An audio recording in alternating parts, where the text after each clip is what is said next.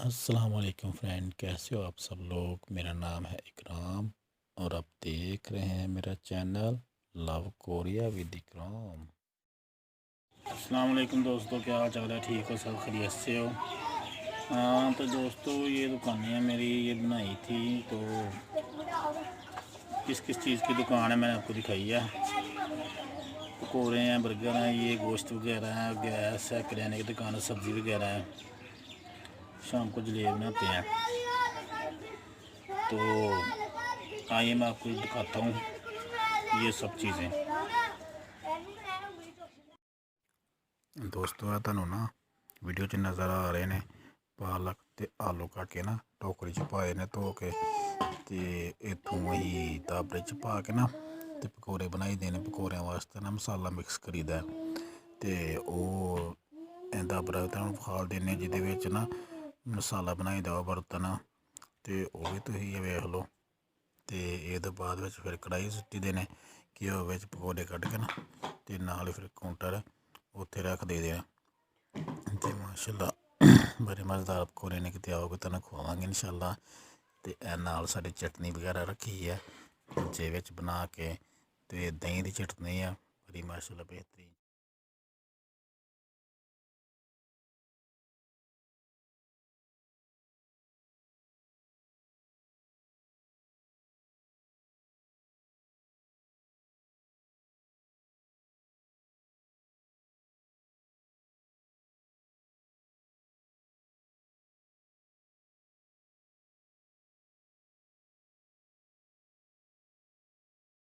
दोस्तों ये दुकानें हैं, ये सब्ज़ी है।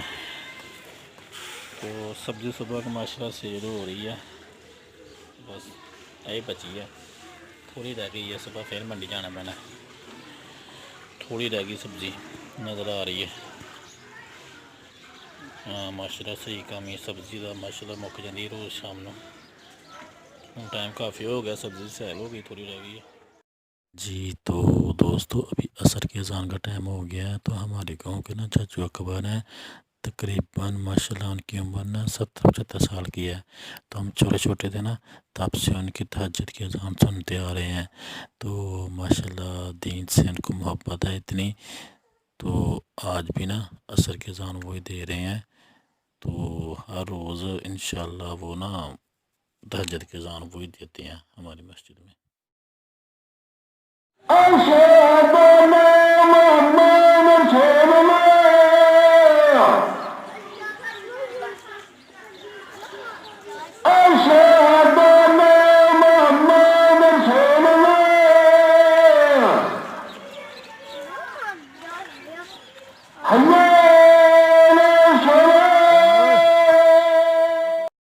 खजूर है साढ़े पिंड मस्जिद दे नाल ना बिल्कुल एक नुक्कड़ ते खजूर का बूटा है, तो ये काफ़ी पुराना है।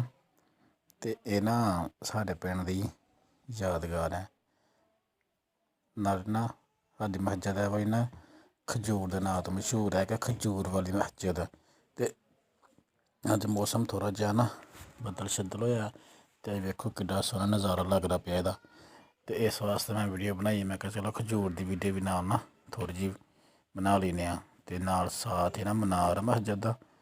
ते दोस्तों नाल ना गोश्त की दुकान पाई है। हाँ ये भी मेरी अपनी है, मेरा नंबर लिखिया है, मेरा नाम शा वेख सकते हो। इत्थे गोश्त मुर्गी का बनाई दा है। ये बर्गर शर्गर पकौड़े समोसे बर्गर का काउंटर है, दुकाना ने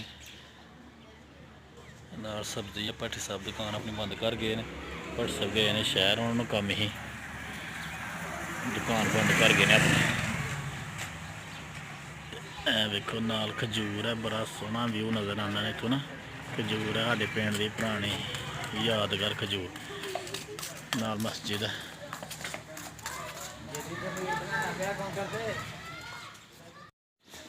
तो दोस्तों ये मशीन गैस वाली, नाल गैस भी भरी दी है ना, तो इस वास्ते यह मशीन है। पिछे गोदाम है, वो ना सिलेंडर पे ने। यह मशीन है, गैस गूस भरी दी है। तो यह वेख्या जो कभी दाल शाल आई है पैक करके ना, वो पैक की है। दाल शाल आई है दुकान च ना पैक करके। सही मोशल बनाया ना। जलेबी का समान है, जलेब शलेब शाम को कड्ढी दी है। पिछे गोदाम सिलेंडर पे ने उतो गैस पकाई दी नाल इत्थे भाली दी कंडा रखी कोल। दोस्तों बनाई है ना दुकान तो वैसे बहन बूहन वास्ते जगह, जरा बंदा इतने रोटी छोटी खा ले बह के, वो सिस्टम बनाया कि बंदा बह के रोटी खा लिया। सीट लाइए कोई बंदा आए तो बह के रोटी छोटी खा लिया अपनी सुकून ना। चटाई शटाई चाहिए, देसी माहौल है, पूरा देसी माहौल बनाया ना। कोई आए बंदा बह के खाना शाना खाए, उन्हें कोई प्रॉब्लम ना होए।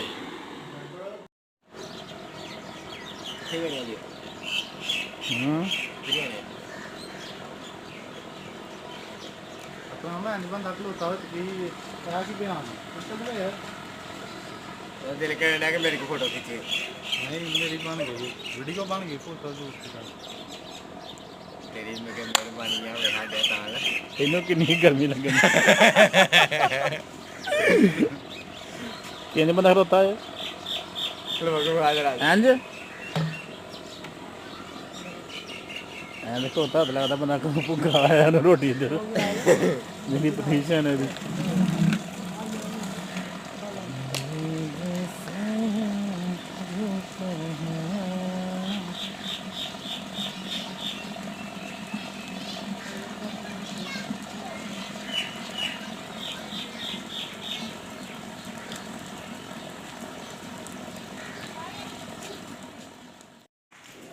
मेरा यार भट्टी, इन्हें मेरे नाल दुकान पाई है। दुकाना साडियां इकट्ठियां ही ने, इन्हें इलैक्ट्रीशियन दुकान पाई है कि बिना मेरे मारना ही पर सर दसो भी इनू ये पास्टर साहब साढ़े पादरी साहब बनते पे ने। ऐ तो वैसे पार्ट टाइम जॉब करते हैं। अल्लाह करे इन्होंने पादरी बना दे, बड़े पास्टर बन। ऐ भट्ट साहब दी ग्रेट। भट्ट साहब की दुकान देखो तुम,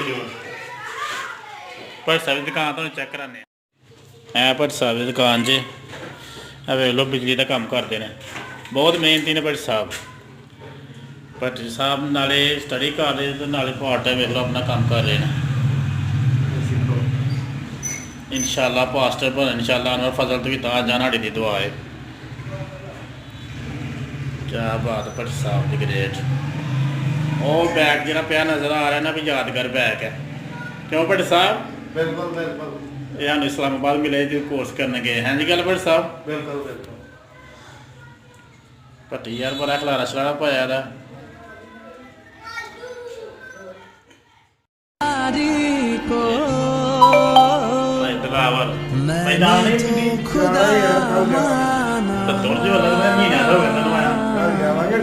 सुबह जाओगे बारिश लगी इस वास्ते नहीं गए।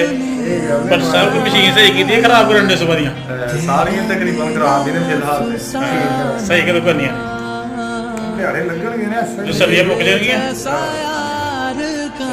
ਜਦੋਂ ਲੋਕੀ ਨਵੀਆਂ ਲਾਉਂਗੇ ਨਾ ਫਿਰ ਮੈਂ ਠੀਕ ਕਰ ਦਾਂ ਸ਼ਾਇਦ ਰੋਜ਼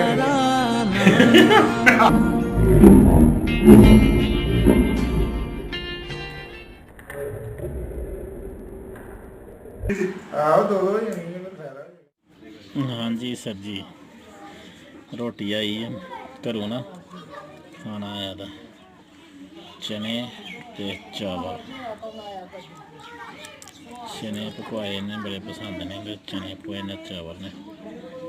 ते जेह्ड़े दोस्त ने खाने भुख लगी आयो खाओ। रोटी खा ली इंशाल्लाह, मिलने फिर।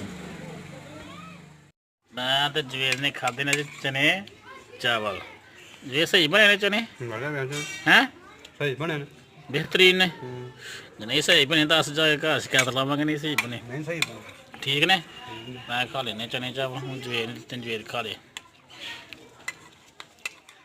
मस्जिद नवारे मदीना, मस्जिद नवारे मदीना के। तो ये मेरे पास आते हैं, बैठते रहते हैं।